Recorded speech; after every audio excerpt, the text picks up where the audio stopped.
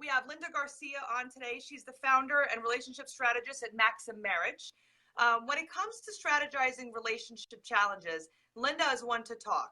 She truly believes that the recipe for a successful marriage involves more than just love and the dream of happily ever after. Linda also believes in being proactive in the relationship to prevent unnecessary conflicts. And that's why she created MaximMarriage on Instagram to share successful marriage philosophies to help couples build stronger marriages and help them keep the love alive. This way, they'll have a solid foundation to raise happy, healthy, confident children together. Linda is married to her best friend, her husband, whom she married 24 years ago. And she's also a mom of 2 young teenagers. So you definitely are someone who knows what it's like to be married, because 24 years, I mean, that's like amazing to me. And you're so young. You look like that's not even possible for you to have been Actually, half of my life I've been married.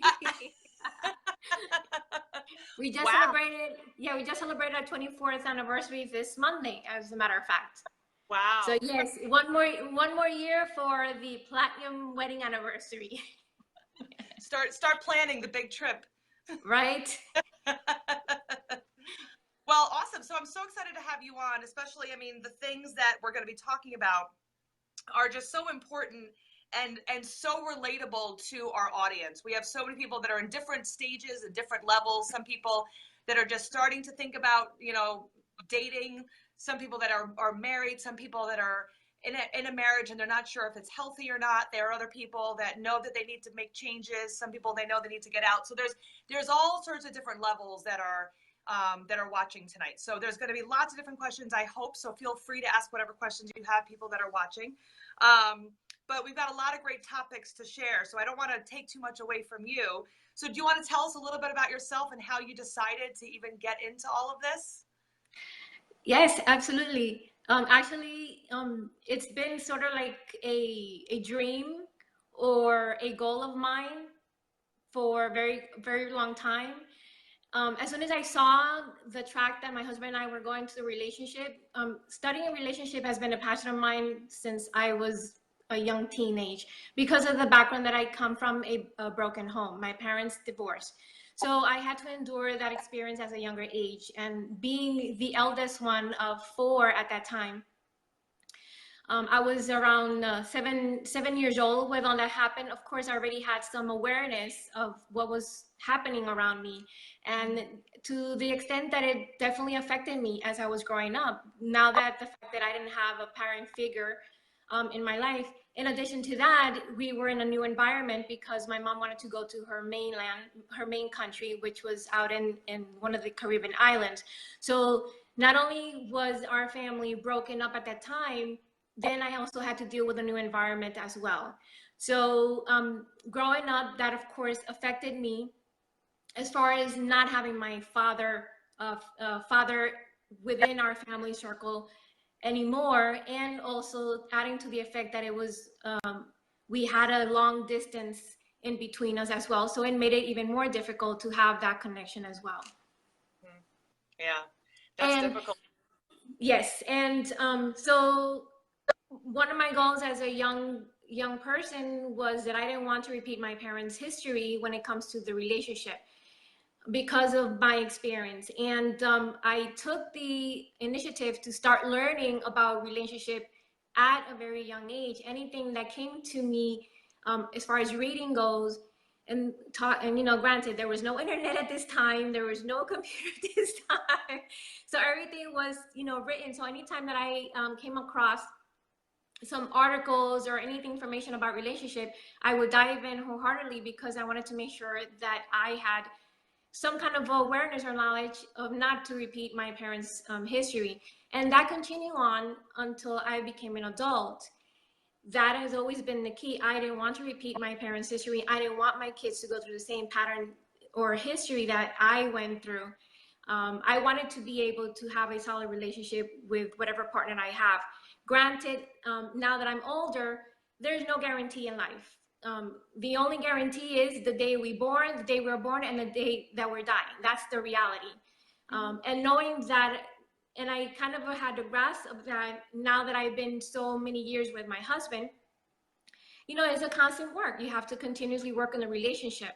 So, but throughout, I would say, the 10th year of a marriage, close to the 10th year of a marriage, I kind of had that seed that I wanted to help other couples know how to deal with their relationship. Of course, at that time, I didn't feel that confident enough, or for whatever reason, but it was something that I wanted to do. In fact, one of my goals is to actually write a relationship book where I detail a lot of, strategies, tips, and here and there for couples in order for them to achieve their happily ever after. And this, I mentioned it to a friend, as I can recall right now. I was sitting with her at the pool, and I mentioned to her exactly, I would like to write a relationship book. That was, at our 10-year mark in my marriage. 20.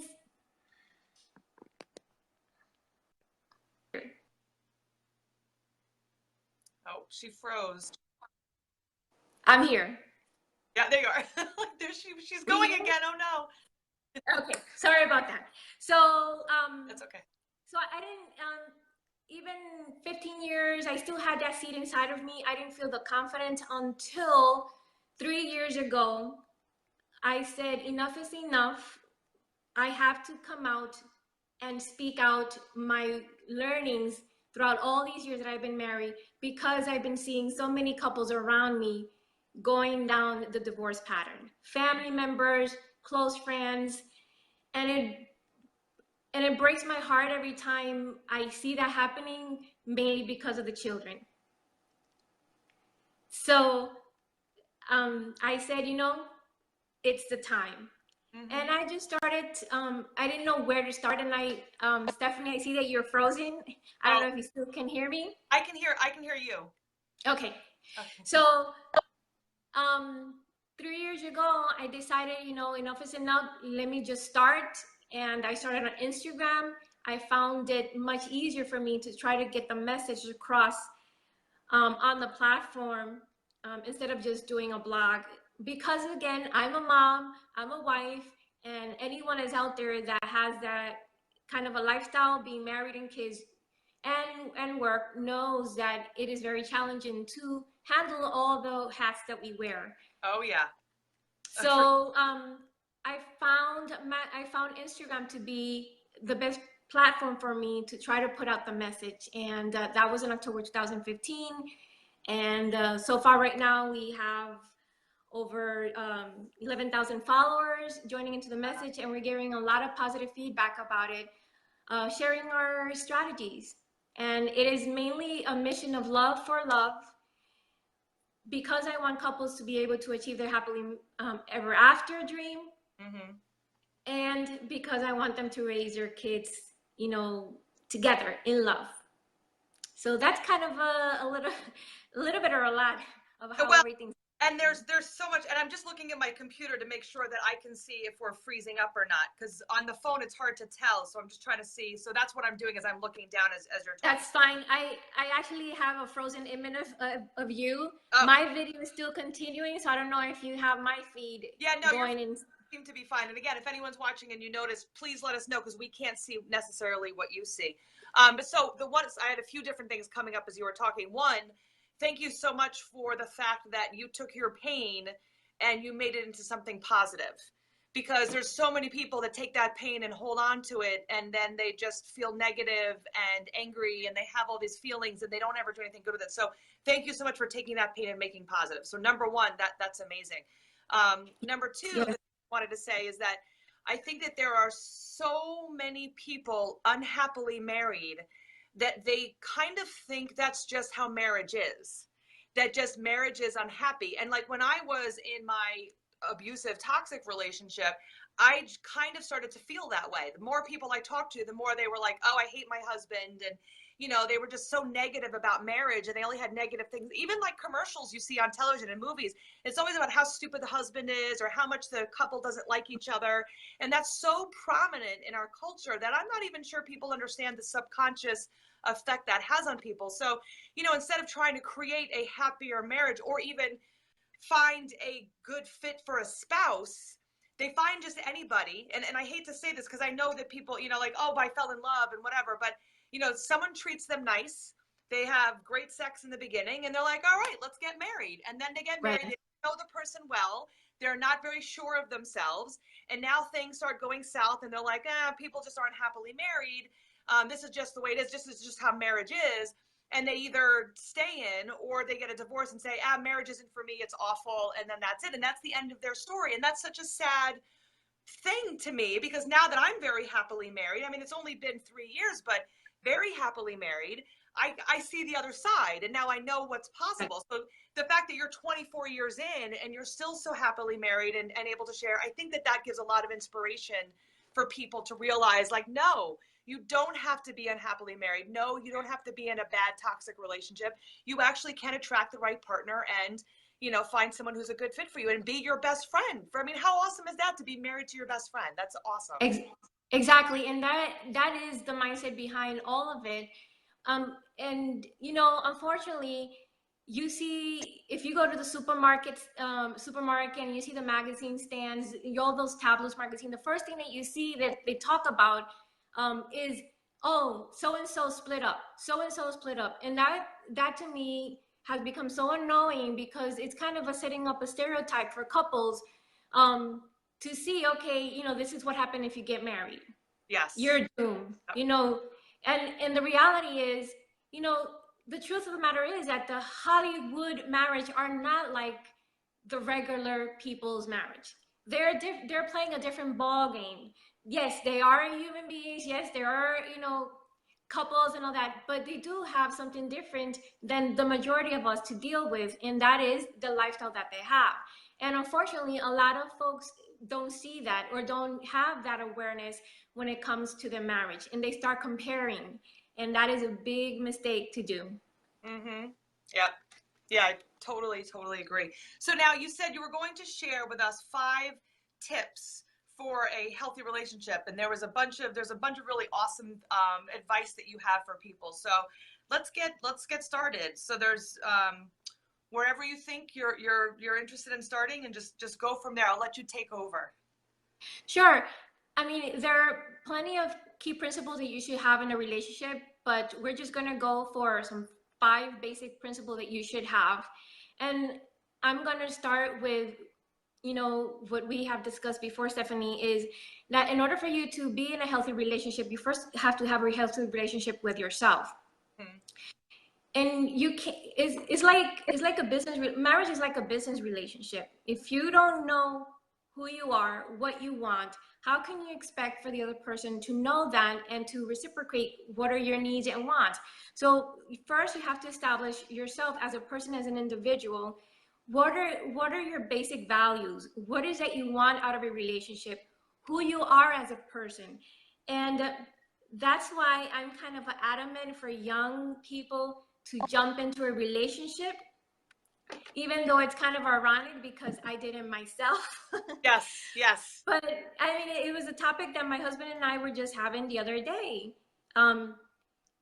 We got married when we were 22 years old. He has just turned 23. I was just shy a month for turning 23 years old. And he said, you know, he would be kind of like, oh my gosh, if his daughter would come to say that she would get married at that age with a guy that she just been dating for a year, like, he would know what to do. Mm-hmm. And the truth of the matter is that you barely know yourself at 22. You're just starting to become an adult. Yes. And I think it's very important for you to be able to figure out who you are as a person before you jump into a committed relationship. Mm-hmm. If you don't do that, then you're going to have some challenges along the way in the relationship, because you're going to figure it out yourself, and maybe the person that you have found out to be maybe not the right person that might match with a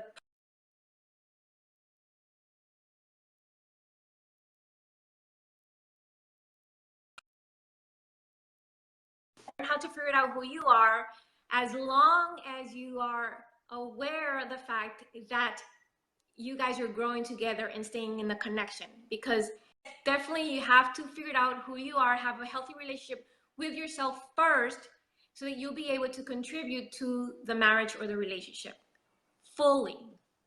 Yes. Yeah, that is really important, because that's what it is that If you're not sure of who you are and you're not comfortable in your skin, you're not even going to attract the right partner. So you won't even be able to find the right relationship because you'll be coming from a place of need and, you know, lack, instead of finding someone that's actually a good fit for you. Exactly.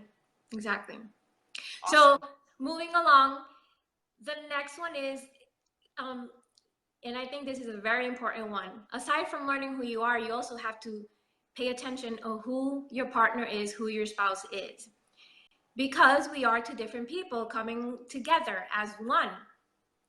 So learning to understand your partner's traits, personality traits, is, I believe, is imperative in order for you to have a healthy relationship. And the reason why is because once you are aware of who your partner is, what are his personality traits, what are his way or her ways of acting towards certain situation, will give you some awareness on how you are going to react, or how are you going to interact with that kind of a behavior. I'll give you an example, and I'm going to speak, you know, based on my relationship. My husband is the A-type personality. I'm more of a laid-back personality. Now, he likes to have things planned. He likes to be more of a leader. He likes to, I call him the control freak. And it's not that he's a control freak, it's just his personality. That's the way he is. I joke with him, say, you know, because he likes to manage. When I'm not in the mood, I'm not the type of person to be managed, because I am my own self as well. I don't like to be told what to do, but he does like to tell people what to do, because that's his nature, for his comfort, to know that things are going to be done and things are going to be completed for whatever action that he needs. He needs to have that comfort level. I tell him, when I'm not in a mood to be complacent with him, I say, listen, go manage your people at work, put down on the list what you want, and we'll work from there. But that is because I'm aware already of who he is. And because of that, it has bring a lot of peace towards our relationship. And the same way for him, he's not too much, I'm more the psychoanalyst in the relationship that he is. So I'm the one always relating to him certain things of awareness for us to be able to work. And that comes to as well, letting him know who I am as a person, if he hasn't grasped it yet, and what I like, what are my needs, so that he's more aware and we don't clash that much. And if we clash, then I'll make a reminder to, hey, listen, you like it this way, and I like it this way. And it gives him much more understanding of, okay, he can kind of relax, not be too much of a, you know, control. He can just lay back a little bit and be more understanding, because when we weren't in that same page level, there was conflict. Yes. Why? Because we didn't understand why we were bumping our heads to each other. So I think that's very important for each person in the relationship to find out and to learn what are the different personality traits of your partner. And I'm just going to add to that, for anyone who's watching and has heard me talk before, those are called boundaries. As well, exactly. That's the huge thing, because and again, like, so exactly what just happened was, you know, hey, I don't like it when you try to boss me around. Why don't you use your skills for work, but please don't take that home and use that on me. Bam. That is the type of boundary that you want to set. That's exactly how you do it. It feels uncomfortable to you. You let your partner know. They will be respectful if they're in a respectful, healthy relationship. They'll be respectful. Oh, I'm sorry, I didn't mean for that to happen. I didn't realize I was doing that. Okay, I will work on that for you. That's such an important. Exactly. And also, you are aware as well, and you can also tame yourself down a little bit. In my case, we have different schedule, and that works for us. I mean, that is a blessing in the sky, that his days off may not match completely with mine. So it gives us individual days off for us to be with ourselves, with our kids, and also have family days. Now, in my case, when we are together all at once, because I know the way he is, I tame myself down and I say, okay, whatever you want to do this day, you are planner, you are the lead, we do whatever you want. And we have a much peaceful day, let's say, as a family day. Why? Because I let him be who he is. And I'm fine, because I'm more of a free spirit. I'm like go with the flow type. So if he wants to lead and he wants to take control, by all means, go right ahead, knock yourself out. Granted, when there are the days that I don't want to bother, I'll step my foot down. Yeah. But for most of the time, I already said, I know who he is. This is what he likes to do. This is who he is as a person. And I embrace that. I mean, I appreciate it because, hey, there's nothing wrong with being a leader. There's nothing wrong with having a plan. There's nothing wrong with having a guideline of what you want to accomplish in a day. That is actually some great traits of a person to have. So I embraced that, and I allowed for him to be that when we are together. And sometimes he'll ask, okay, what are we going to do today? I say, well, whatever you want to do, my sweetheart. It's your day. So it gives him that freedom to be who he is. And I'm sure if you said, hey, this is, I'd like to do this, I'm sure he'd be a little bit more respectful, saying, hey, I know that she allows me to be me. I'm not going to take that away from her. So I think because again, there's a little bit of that give and take when it comes to relationship. It shouldn't all be one direction. Absolutely. Absolutely. It's not always like, I'll do what he wants. That's not going to be ever. No, absolutely not. Again, it's the keeping that balance in the middle as much as you can. Granted, there's sometimes it's going to be in balance, and that is fine.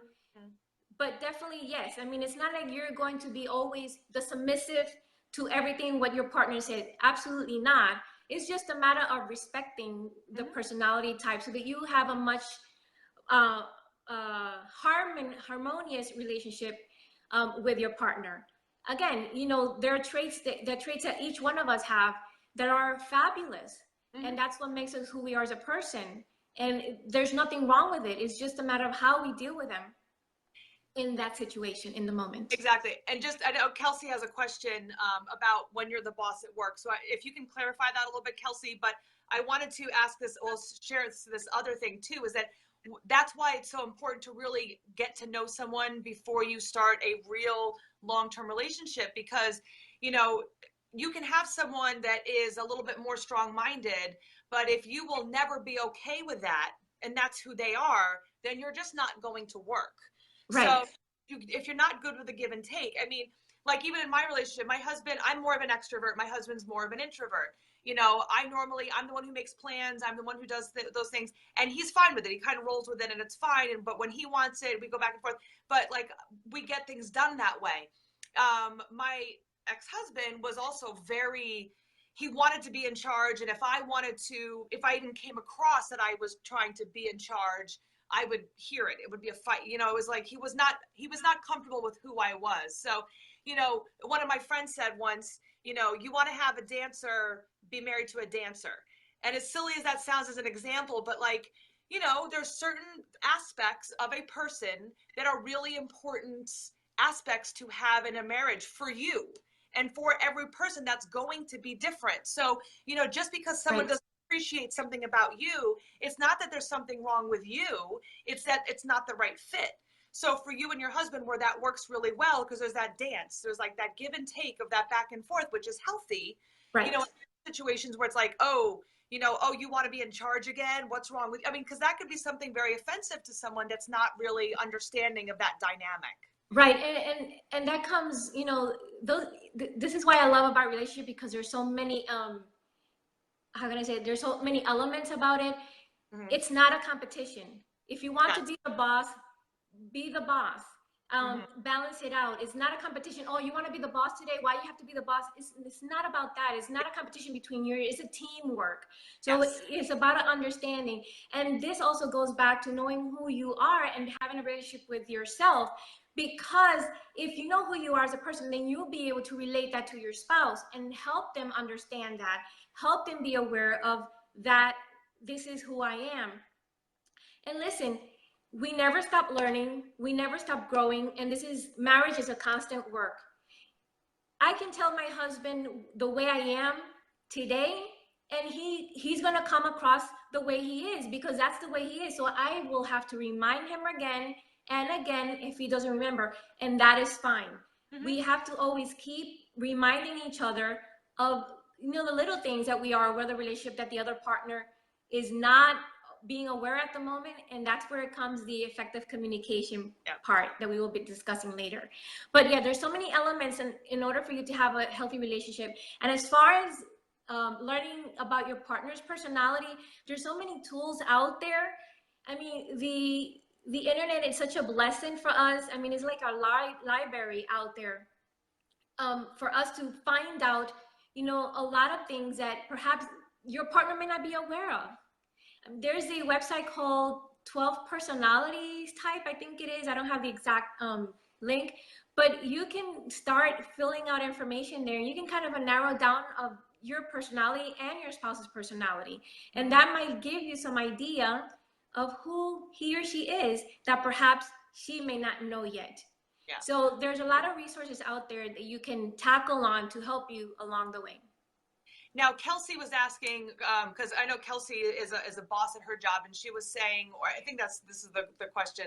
So how do you separate or turn off, hey, I'm boss at work, and then I have to be not as much of a boss at home? Like, how does that work?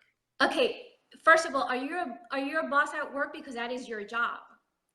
Well, I think so. I think that's what Kelsey. That is your job at work, and remember, work is work and family is family.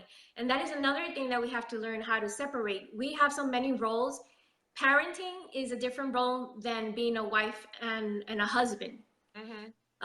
Being a boss at work, or whatever role you have at work, at your job, at your career, that's separate from your marriage. That has nothing to do with your marriage at all. So as soon as you walk in the door of your home, you have to leave work at work. You can't bring it home. Now, depending on what kind of a relationship boundaries you have set in your marriage, well, that can define, okay, am I the boss here or not? Because you have to set up, each one of you in the marriage is kind of a different role, like at work.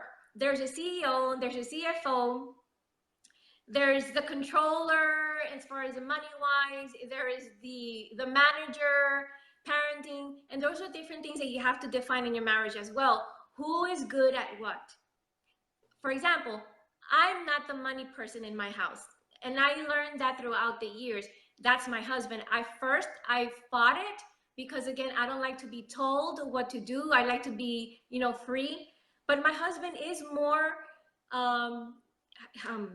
he's more in tune with when it comes to finance than I am. So I tell him, you know what, you are the CFO of the family, and I am the CEO of the family. So I have my role, and he has a role.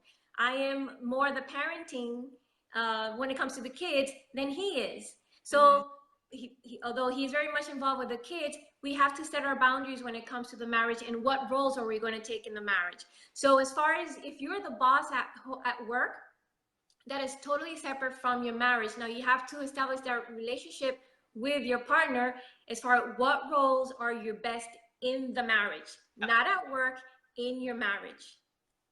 Because like Kelsey said, we all have different expertise. So it's like, well, I'm better at this. So then you do that. Like if I have an issue, David, help me with my, you know, it's like, I know I'm not good at certain things. It's okay. And it's okay to know what you're not good at. And again, when you know yourself, you know what you're good at and when you're not so good at, and what to ask for help for. It's okay to ask for help.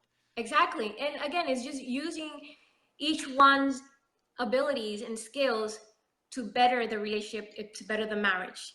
And it's about, you know, setting up, okay, you're good at this, and that can actually help stop some arguments or confrontations, because you already said, okay, this is what you're going to do, this is what I'm going to do, this is my job, this is your job. And you know, there's so many little things in a marriage that people take up to another level and escalate, and it becomes such a huge argument. And it's unbelievable because it's a very minor detail, but because you don't want to let go, it becomes a big confrontation. Yeah. Now, so Rob asked, and this is a huge question: how do you deal with it when it's a blended family? Because there's so many of those marriages that are blended families, right, two relationships, and bringing the children. What would you suggest for those marriages, those families? Again, it all comes out when you're starting the relationship. Especially when you're a blended family, First of all, you know what you're getting into. That's something that should be in the forefront of your mind. I'm going into a blended family. You know ahead of time what's coming along with your spouse. So there shouldn't be any surprise later on if any disagreements come with the other partner's family and so forth. Once you have that awareness, then you should go next. Okay, how are we going to deal with certain situations? Personally, I believe, and I think it would be much of a peaceful relationship or harmonious relationship if, you know, whatever comes with the other family. I mean, remember, if the other partner is involved with the kids, the partner, that should be their thing to deal with, how they're going to parent their kids. And the same goes for the partner. Now, with that said, what has been the communication that you have with your partner at the beginning of the relationship? Again, a marriage is like a business contract. You have to have all those discussions beforehand so that you are aware of what you're getting into. And unfortunately, that's what we don't do. Why? Because we fall in love. We fall in love. We fall into this blissful happiness that we forget to talk about the important stuff of a marriage. And unfortunately, that is what a lot of couples do. They forget. They think, oh, it's nice and dandy. What it's about, financial situation, talking about what are you expecting about your marriage, and if you're going into a blended family, how are you guys going to be dealing with the situations that might arise when it comes to raising the family or dealing with the ex-partner. Again, those are things that you have to discuss at the beginning of the relationship. Now, if you didn't, if there wasn't discussed, doesn't mean that you cannot resolve it today. But you have to take the lead and sit down and have the discussion. You can't just let it happen. And I think it goes back because, again, you know, the marriage is so evolving, and you know, children are evolving, and you're evolving as a human being yourself, and then as a couple and as a family, and all these things are evolving. So, you know, it just goes back really to communication. You know, what expectations? What do you expect? How do you feel about what's going on right now? I mean, and this could be just between the spouse. It could be about with the children. And I think it's really important to include children in those kinds of conversations because they feel excluded a lot of the time. So, you know, how do you feel about so-and-so, you know, with what they said or what's going on, and have those conversations. Oh, there was a big fight with the kids, you know, going on. Let's figure it out. Let's figure out how we're going to solve this where it's best for everybody. Because, you know, as much as that parent is in charge of their own child, there's still that couple relationship that needs to be intact. And that's really important to keep that cohesive connection, because if not, then there starts to be arguing between the couple, and then that trickles down also to the children. So there really has to be this boundaries. Hey, I really didn't like it when your son or your daughter said this, or I didn't like it when your ex so-and-so did this, and this is really what I'd like to, you know. And again, conversations, guys, you got to talk to each other. And I know it's so hard, especially when you're dealing with someone that is not exactly the most stable sometimes, when you have an ex-person that might not be the best person in the world. But again, it's when your current partner that's the most important relationship to work on, and make sure that that is really taken care of, and that you keep going back and forth and discussing what works for both of you so that one person doesn't feel left out. Absolutely, 100% agree. Again, it boils down to the communication point. You have to have that communication open first, and then also know that your relationship as a couple is separate from the parenting. Totally different. You can't expect to blend both of them together because there are different roles that you're taking. If you have that communication open as a couple, and definitely as a kid, if they are in an appropriate age that they understand what's going on, absolutely have the communication individually with them and then as a family, and find out what's going to work best for everyone. But yeah, and so let's bring it down there to communication, which is one of the key principles of having a healthy marriage. You definitely have to have effective communication. It's not just communication, it's effective communication. And what is effective communication is when one listens intently and the other communicates clearly. We can be talking and talking and talking, but if the person receiving the information is not attentively listening to what is being said and just hearing, then they're not going to acknowledge appropriately the way you need to be acknowledged. So that is very key for to having a healthy relationship. And one way to have effective communication is setting an appropriate time to have that conversation. You can't expect your husband to walk in the door and you're going to unload everything that happened to you in the day, everything that happened with the kids, and for him to be understanding and receptive to whatever drama happened in the day. Why? Because he just walked in the house from his work. His mindset, it's still with work things dealing. He's kind of a transition into the home environment. So allow time even for yourself to unwind, get yourself into the home environment before you start loading with all this drama and all this dilemma.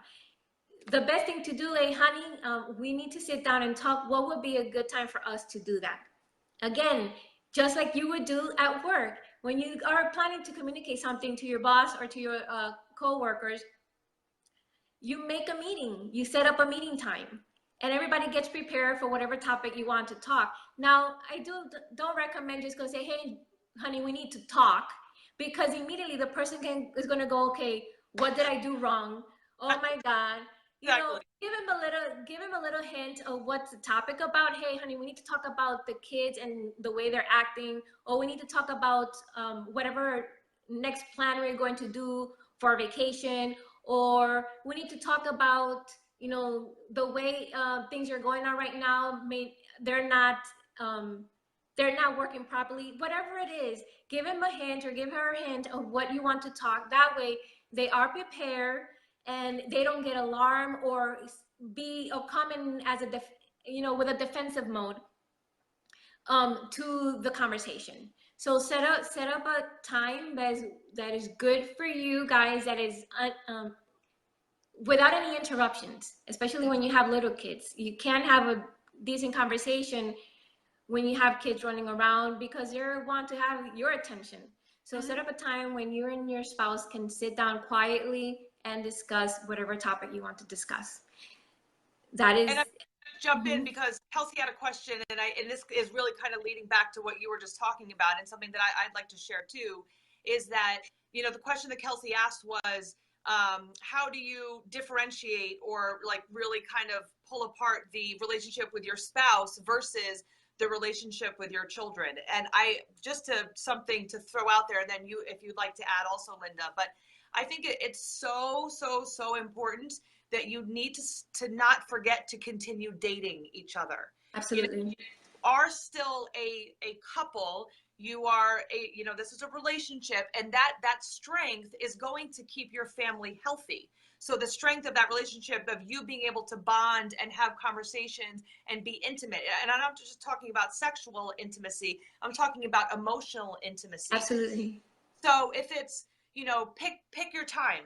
Once a month, twice a month, every week, I don't care, but date. You need to go out on a date. You need to go out and have just time alone where you can talk about whatever you want. Maybe try not to focus on just the kids for the whole time you're out, but just go out and have a good time. And then, your regular basis, there should be the daily kind of purge of whatever's going on, the daily feeling sharing, the daily connection with your spouse. And like for my husband and I, it's like before we go to bed, even if it's, he's crazy busy at work and we have different schedules right now also, but it'll be like, we'll sit down and lay with each other and discuss like, oh, what happened in your day? And we discuss it. And this is what happened with Zachary, it was my son, or this is what happened with this, or I was frustrated with this. And, we kind of go back and forth and have that conversation. Oh, like expectations, we got this going on, we have this. So that way it keeps that conversation going. And again, it keeps that intimacy going on. The kids aren't there. You can't have those in my opinion, you can't really have those kinds of intimate conversations when the kids are around.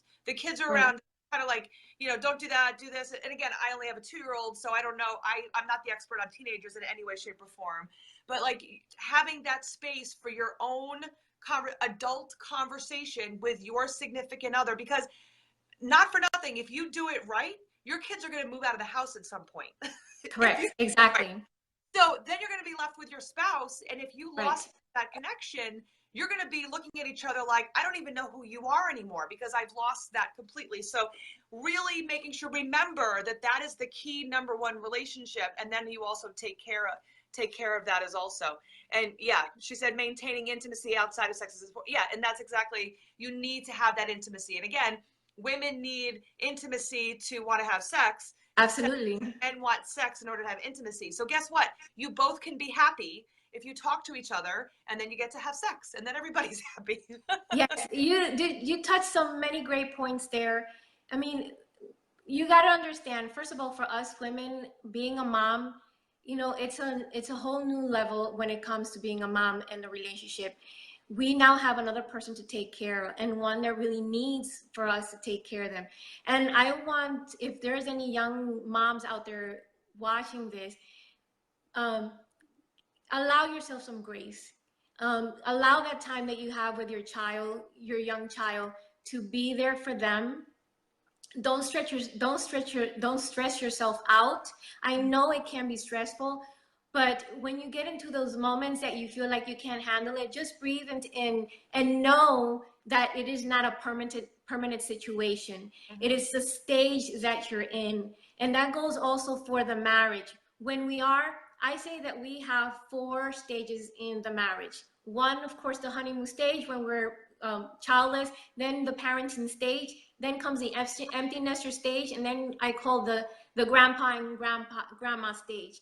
When we are in the parenting stage, that is the most difficult stage of the marriage. But if you are aware that it's a temporary situation, and you try to balance as much as you can between parenting and the marriage, then you'll be able to succeed. And within the parenting stage, you also have smaller stages as well, because the baby years, first of all, your baby is only a baby for 1 year. After that is a toddler, and then it becomes a young boy or young girl, and then soon enough they'll be teenagers. If we have that kind of a perspective in mind, then you'll be able to enjoy your kid's childhood to the maximum, which is what we should be doing, because it's a temporary situation. As far as, like you said, having the time to spend with your spouse, that is so important as well. And again, I know this because I lived through it. The first couple of years, especially the baby stage, it can be hard because now you have someone new to take care of, and it takes a lot of you. Ideally, I say, in the perfect world, for a mom, those first 6 months or a year, it would be ideal just to be with a baby. Yeah. But unfortunately, honestly, it would be ideally just to be with a baby, because you're bonding with that child, and that child needs that bond. Unfortunately, or not unfortunately, the reality is that we have other roles as well, and that is that we are a wife, we have a partner, and it is because of that partner that we have that child. So if we don't attend to our a partner, to our marriage, then we are doing a disservice to the child as well. So it is very important, and we definitely have to dig deep in that stage, in those early years of the baby, deep from inside of us, to not forget our partner. And unfortunately, there's a lot of folks out there that do that, and that's how they get disconnected. Yeah, yeah, very true. And Kelsey, no, you're not old. And yes, it goes too fast, because yes, it's way too temporary. Even, I mean, I have a 2-year-old, and I just keep looking at him. I'm like, oh my God, how did you get to be 2? You know, and I'm pregnant with number 2, and I just keep thinking like, wow, like it's gonna go so quickly. Well, we're all of a sudden this new one that's not even born yet. They're in a year from now, they're gonna be 6 months old, and just like start thinking, for us as adults, 6 months is nothing, but for a child, months is a lifetime. It's such a huge. And yeah, and the moment you may feel like it's like, oh my God, it's forever, but it definitely goes really fast. Trust me on that, it does. My kids are in the early teens, and now my son the other day, he didn't want me to take him to a friend's birthday party. And I was like, oh my God. So for me has been sort of, I've been taking it sort of like a grievance point of learning to let go as a mom now that my kids are growing, and to continue focusing on my marriage, because I'm seeing that future coming ahead really soon for me, where my husband and I will be the only ones again at the house. And I'm actually looking forward for it. I'm actually planning for that as well, which is important too for the relationship. Yeah. Yeah. That's awesome. All right. So we got up to number 3. So yes. So let's go to number 4, which is about respect. Very important for the relationship. You have to respect, and this comes first. Respect yourself so that you know what you can expect from your partner. And for me, respect is, you got to treat people the way you want to be treated. You can't go ahead and start disrespecting your spouse, especially when you are in those moments that you are angry or getting into disagreements, where you can escalate to crossing the line of disrespect really easily. When it comes to being verbally aggressive, calling each other's derogatory names, those are signs of disrespect right there. Of course, each one of us have different boundaries when it comes to respect, but if you know those from the beginning, then you can lay those out from the beginning of the relationship, and your spouse will have that in the forefront when it comes to dealing along the way the marriage. So respect yourself and respect your spouse as you want them to respect you, and don't ever allow your spouse to disrespect you. From that very first instant that you feel disrespected, say it and communicate it. If you don't, then you're opening the door for continued disrespecting. And a good example about that, now, there are certain times where you should be aware of communication, as we stated before. In the moment of arguments, sometimes you just got to take a step back, let the moment cool off, and come back again and state whatever happened at that moment. Let's say in the heating of the moment, so something happened, your spouse crossed the boundary line. Take a step back, because it might not be receptive the way you're going to communicate what you want, because also you're going to be in a defensive mode. Take a step back, let everything calm, and then when the waters are calm, bring it down, say we need to talk, and lay down your ground for what happened, and state, okay, this can never happen again. And if you're not able to handle the situation, then that means we cannot be together. Unfortunately, sometimes we have to state it right from the beginning. When you do that, then you are putting your foot down, so that no disrespect moment come again to you. I don't know if I made my point clear. And no, you did. And just to add to that, so it's really, really important that as soon as you notice that disrespect happening, call them out on it and tell them that in the future, if this happens, this will be the consequence. So exactly. Let them know how important that is, because and just so that I'm sure, or I'm hoping that most people have started to learn this by now, but through watching my videos, but being called names and being in a physical violence situation that is so past the line of disrespect, Absolutely. that is out. So that's, and whether you're being called names, like, so, and again, my ex-husband, bitch, cunt, whore were his favorite 3 words.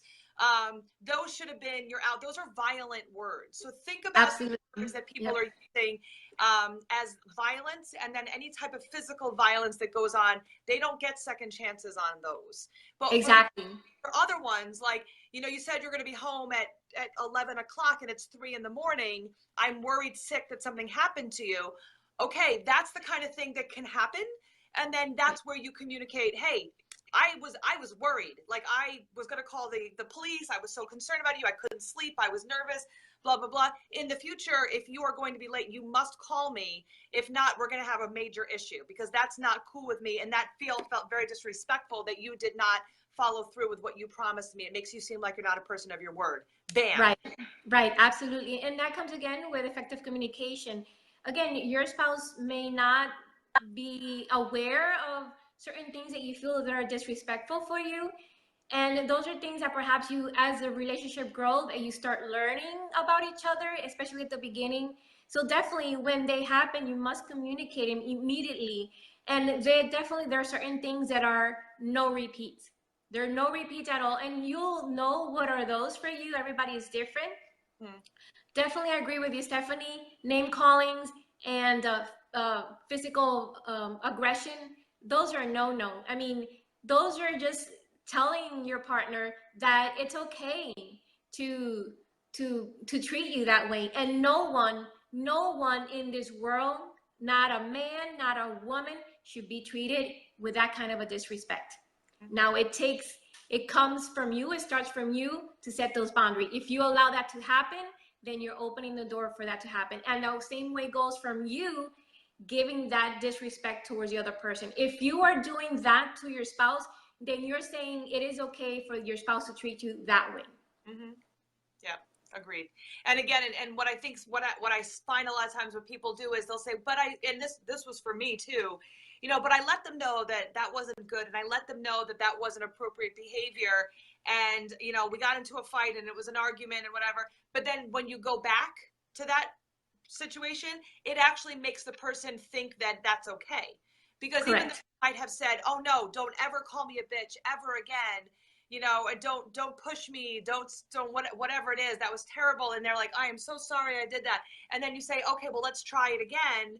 Then you're giving them permission to do that to you again. And I know that's not what it feels like, because you think like, oh, well, they understand now. No, it's already okay for them to cross that line.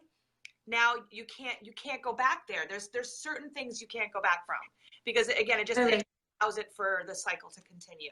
Correct. This is, I think, I would say this is not a baseball game when you get 3 strikes on certain things. Yes. You get 1 strike and that's it. Yep. I mean, you make your mistake, you get your warning, and then the next one, I mean, you have to set your boundaries. I mean, You have to really bring that boundary to a very high standard, because again, you're opening the door for it continues to happen. And you're allowed to have boundaries, and it's okay for them to be better than other people. You're allowed to say, I don't like that, and for them to respect that. I mean, that's really, really important.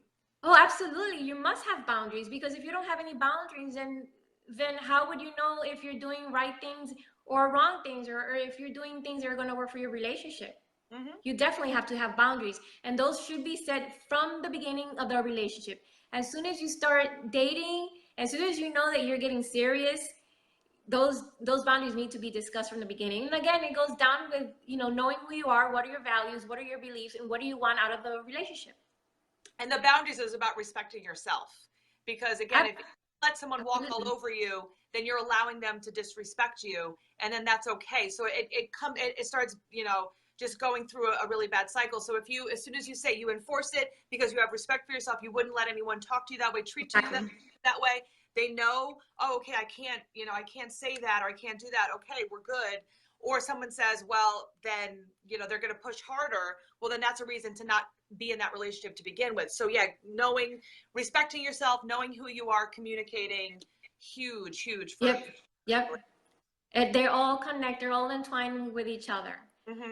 So moving along, then the last one is having realistic expectation, and it's what we've been discussing. If you already know what are the boundaries for the marriage, if you already know what are the expectations of your spouse, what do they want out of the relationship, those are setting up realistic expectation. If you know how your partner is, what are their personality traits, those are setting realistic expectation for your marriage.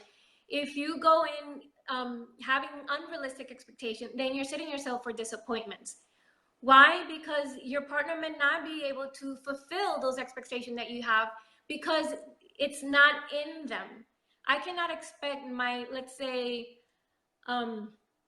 my husband to be laid back, tamed down, and be, easygoing like me, because that's not his personality. And the same way goes for him towards me. He cannot expect for me to be at his level when it comes to, his expectation as far as planning and stuff, because that's not who I am. And we know that. And if we have that in our mind, then we won't be as disappointed as if we have those perfect expectation of our partner. Am I frozen for your screen? Yes. Yeah. And I don't know if anyone's watching, if you can tell us if you can still at least see Linda, because Linda's the one who's talking, but it looks like I'm having trouble on my screen, but you can still hear me. So I don't know what's going on today. Yes, I can still hear you. My video screenshot is still moving, actively, but Okay. your screen, yes, is coming frozen on this end. Okay. Well, as long as everyone can hear you, and I think people can still hear both of us. They just can't Yes. see me, which is totally fine. I'm fine with Yeah, that. I hear you loud and clear. And Okay. yeah, again, a realistic expectation is knowing what your limits are. That's if you know your limits and your boundaries and your spouse is aware of that, then you'll have realistic expectation and you won't be disappointed if you don't know. And knowing what you want from your spouse or knowing what they're able to give or what roles you have in the relationship, those are setting realistic expectations. I'll give you a very lame example. My husband doesn't like to cook. He cooks, but he doesn't like to cook. He likes to be served. He likes to be attended. And I noticed that from the beginning of the marriage. At the beginning, I was fighting that, but it's such a minuscule thing to be dealing with and to be fighting that I allow that to him, and I gracefully do the dinner when I want to, because when I don't want to, forget about it. It's not happening. So, but Yeah. but for the majority of the time, yes, that's my role. I cook the dinner, I serve the family, and now that I have kids, I'm very grateful about it that we are having our family dinners together. So, little things like that make such a huge impact in a relationship and in the marriage, that sometimes people get in bigger fights about things that really don't matter. Yeah. I say, save your energy for the battles that you need to fight, and Hmm. don't waste your energy on those little ones. Oh yeah, yeah. And again, and that example just kind of goes back to what are both of you good at? So, if he's not going to be good at making dinner, or, if you're like, my husband's really good at cleaning, and lucky me, because Right?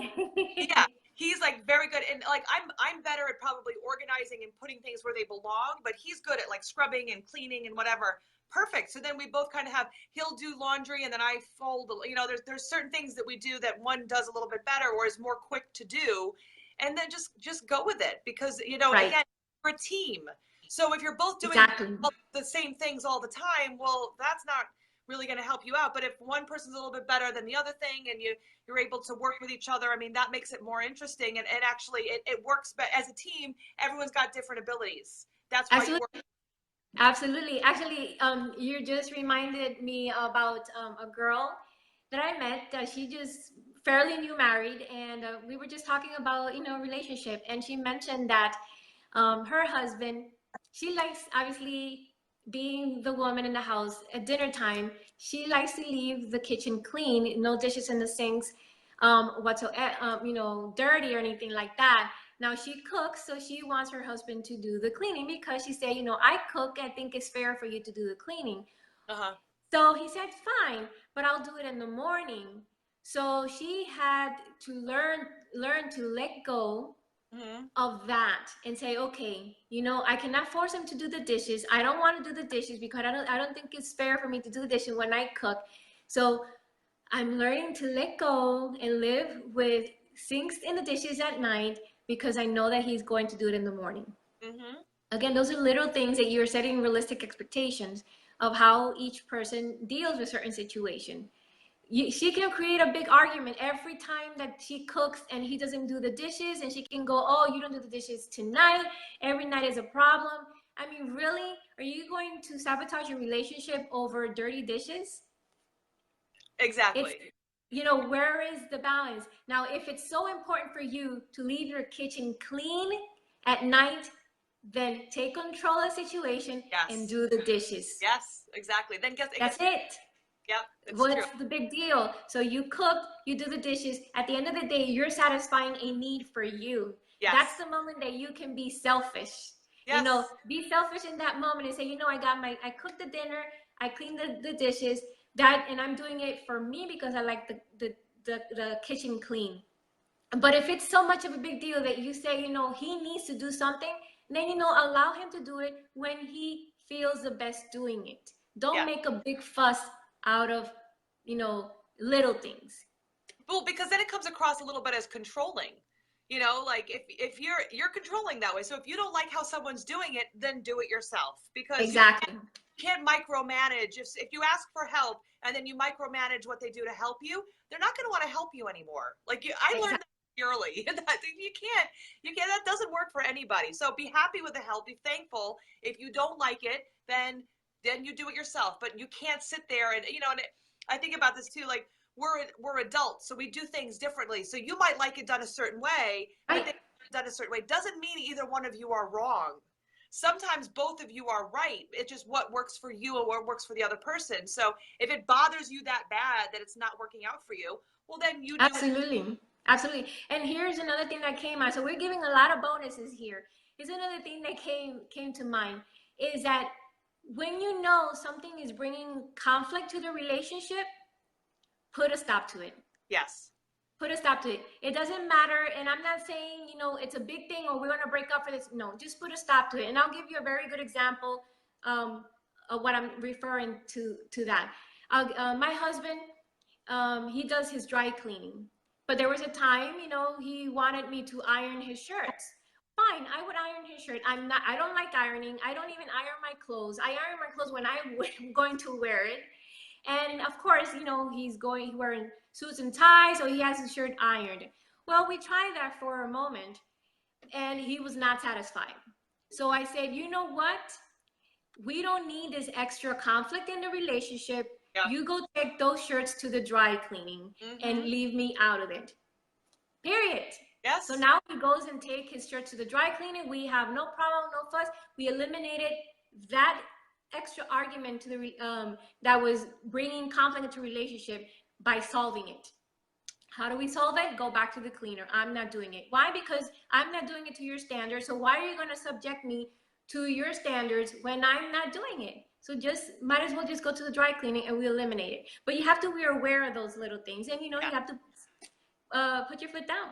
Yeah, and it's such a simple respectfully. Thing. Yes, and it's such a simple thing. Like and it's what, $2 a shirt to like this is not worth the argument for what it is. Get it done. Not at all. Someone else do it, and then that's it. Not at all. Especially that you can possibly put it as a tax deductible for it. Yeah. Yes. Exactly. No. Yeah, those are the little things. I mean, there's so many things that we have in our life that we put so much focus into it, and it's just adding more to the relationship that doesn't need to. I mean, life is, like I've been saying, life is too serious as it is. Yes. You don't have to add much more to it. Yes. Yeah, you're right. It's serious enough. Let's get along together and let's make this the best ride, the best ride we can, and just work together. Absolutely. And those you really just gave some great points and great information, Linda. So thank you so much for coming on today. And for anyone watching, sorry for whatever weird technology issues we were having. Hopefully people were able to see, and hopefully the playback is a little bit better. I normally don't have internet issues, so I don't know what weird things are going on in the atmosphere right now. But is there anything you'd like to? Oh, you had a really cool PDF we were talking about that you were interested in sharing. Do you want to tell them a little bit about that and how they could possibly get that from you? Sure. I mean, you can link it and add it to your page there on Facebook if you like. You're more than welcome to it. And it's basically the topics that we discussed today, including the 5 tips. And I added a couple of extra bonuses to the list of also things that you should be aware to have in the relationship that are very important as key principles to practice in the relationship as well. Awesome. Now, if people wanted to follow you, and of course we'll put this in the information as well, but if people want to follow all this amazing stuff, all this amazing work that you're doing, what would be the best way to follow you? What's your Instagram, your Facebook, Absolutely. I'm on Facebook, of course, but the best place to follow me is on Instagram, and it's at MaximMarriage. And that's where I'm mostly active. Of course, everything gets posted into the Facebook as well. So you can follow our page as well on Facebook. It's MaximMarriage also. And blog, MaximMarriage.com is the website. We upload here and there some blog posts if I cannot fit them all on Instagram. But the best place is to follow us on Instagram at MaximMarriage. Okay, awesome. Rod had a last minute question. He said, I will be married 17 years this year. How do I start to fine tune the marriage? In what aspect? Yeah, you got to be a little bit more clear. Fine tune. If we're going to be broad, I mean, fine tune. It's mainly what we discussed. You got to stay connected. That's the main thing. And always communicate, have effective communication. Plan also, plan about your future. That's one thing that we tend to forget. We think that just because we're married, that is it. That's all we have to do. But you should continue planning for your future and have your vision as a couple for many years. And when you do that, then you look forward for the times ahead. Not, yes, live in the now, live in the today, but also have a vision of how you want to be in the future with your spouse. That is very important to have planning about your future. And Rob said build a better connection, and that goes back to Communication, the date nights, those conversations, yes, listening to each other, respectful of each other. I mean, all those things kind of go back to exactly all the things that Linda was talking about. So be open, set your boundaries, be honest with your you got to start by being honest with yourself though, Rob. I mean, that's not to Rob, that's to everybody, is that you really have to be honest with yourself so that you can share that with the other person. If what someone's doing you're not very happy with, you have to speak up because they're not mind readers. So please, exactly, you absolutely, are aware of yourself. Yes, absolutely, 100%. And it all boils down to, keeping what is that you want for your marriage. As your marriage progresses, there are certain things that might change that you didn't have at the beginning of the relationship. And those are things that you have to make sure that you communicate so that you guys are growing at the same pace. And that unfortunately is something that happens as we get into the longer years of the marriage. We forget to stay connected, and what happens is we start veering apart from each other. I say that a marriage is sort of like a rope, a twine. It's entwined, with space in between for us to be ourselves, but to not forget to stay connected to each other. Because if we let each one of us, go in our own different path, what's going to happen to a relationship? So we always have to be, winding back to each other so that we don't lose that connection.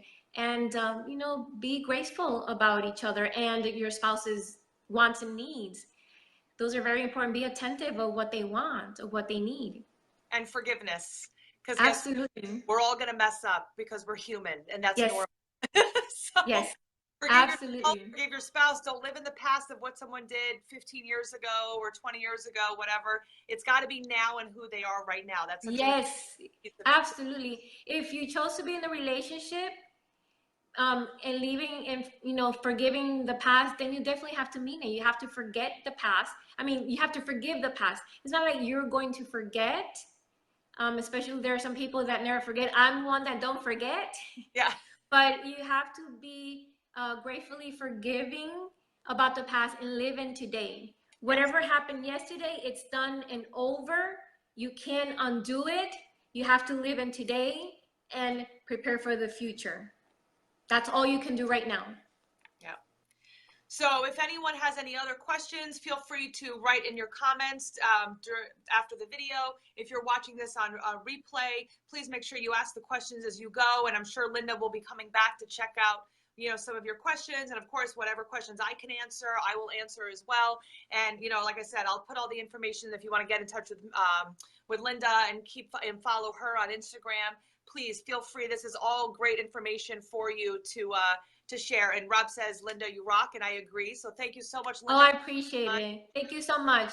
Listen, we're all on the same boat here. And the purpose is for us to stay in love and keep that marriage alive there. Yeah.